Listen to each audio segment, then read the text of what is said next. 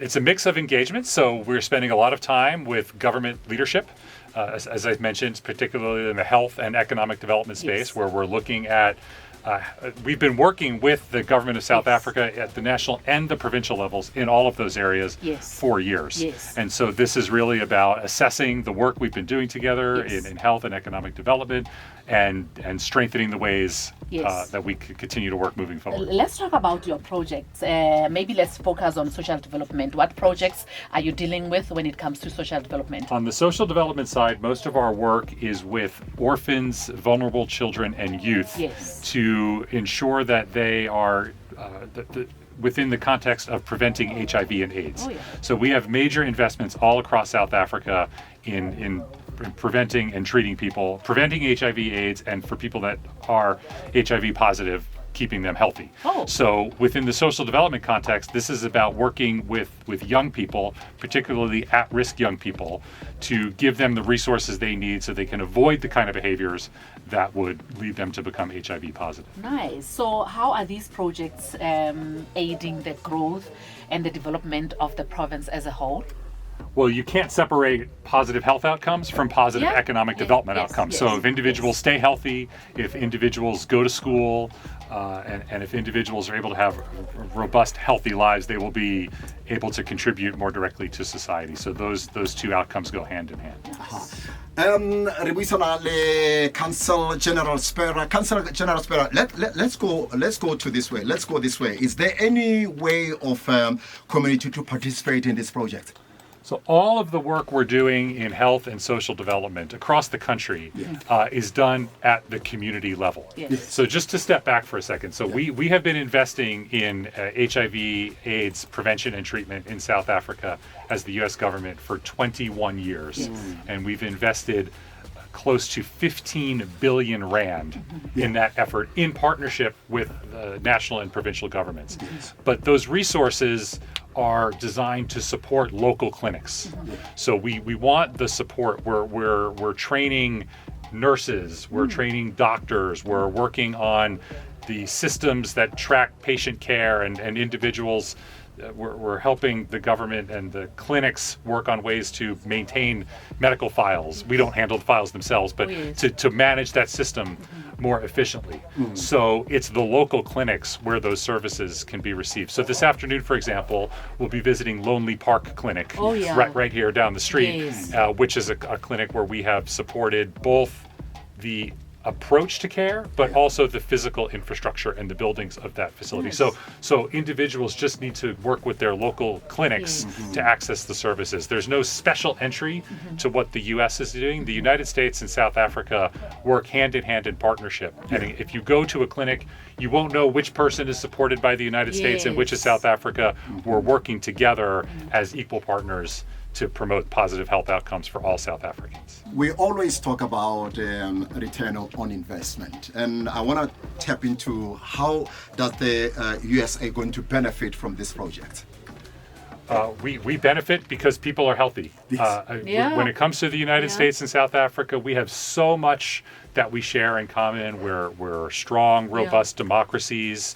We're productive members of the global society. So having our commitment is just to have people be more healthy. It's really as simple as that. It's not something, we're not looking for a financial return on that investment.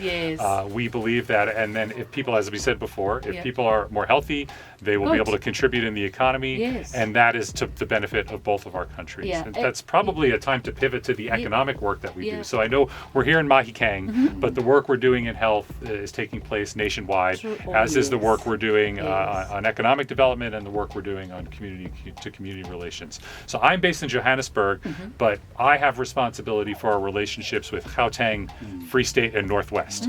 We have other consulates that work with other provinces. Cape Town does the Cape provinces, Durban does KwaZulu-Natal. So in addition to the robust health partnership, the 15 billion rand of investment that we've made, we are also constantly looking for ways to connect the private sector. So we have more than 600 U.S. businesses operating in South Africa in some form or another they employ 220,000 South Africans. Whoa. So I think that's one thing that's very important to highlight is that American companies don't import their own workers. They invest in the country and hire the citizens of that country and invest in their training and their development. And so we're here, part of the visit here, we'll be passing through Rustenburg tomorrow. We're meeting with the Economic Development Department on activities in the mining sector. We're always looking for ways to improve the transition to more renewable energy. We know the province is committed to a special economic zone in the Bojanala Platinum District.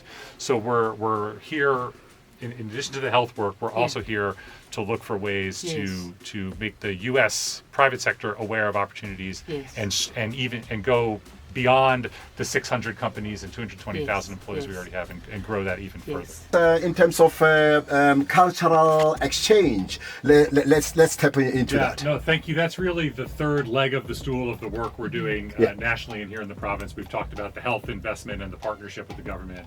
Talked about the commitment to economic growth and development. But a big part of our work is also on cultural engagement. Our government can do a lot. Our governments can do a lot together, but we can't touch what the 63 million South Africans and the 360 million Americans can do when they connect person to person. So we have a wide range of programs that we run where we send South Africans to the United States on cultural exchange programs. These can be university professors on a 6-month fellowship. We met yesterday with some alumni of those programs, including, you mentioned SMMEs, a representative from a small business who we supported for a 2-month stay at a university in the United States. So we have a range of programs in democracy and governance, in business development, in the government sector, in managing NGOs, that we're always constantly working with our contacts around the province to look for excellent candidates to support for these kind of programs. We also work very closely with all of the universities, the major universities across South Africa. So we met yesterday with Northwest University. We continue to engage with them on different programs. And whenever we bring experts, we also bring experts from the United States to provide workshops and facilitate dialogue in that area. So that's really something we're also very, very committed to go beyond that government connection and really try to connect directly with the people. So you don't have the cultural exchange for radio presenters? There are programs in communication, so I encourage you to visit our website and see what programs might fall into your profession. And as we conclude, now, Council, you are based in Johannesburg, and how do you find Mahikeng, and even the entire province?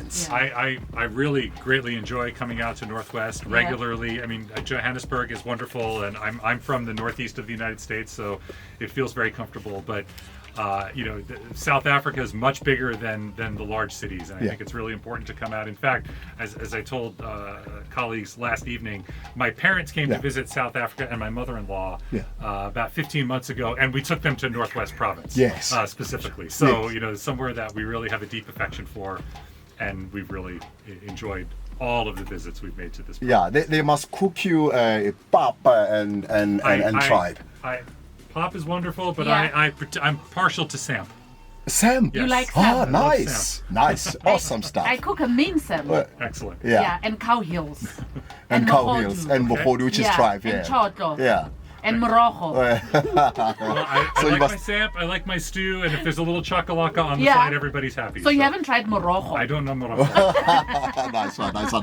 Council Spera, Council General Spera, thank you very much for talking to us, and thanks for your time. I mean, it was nice talking to you. Very insightful. You made us sound like we work for Radio 2000. Thank you. So you introduced me. You're talking about Harry Belafonte. And Tony Braxton, and We Are the World, Quincy Jones. So you made me feel very much at home today. So thank you so much. So you are here until Mahikeng, is it only for today? Until tomorrow. Nice one. And tomorrow you will be in Rustenburg. Nice one. General Spera, thank you very much for talking to us. Thank you. Kenene Wisanale Council General Spera, Kenene Wisanale, Momuso Ono, Watasile no La Labubit.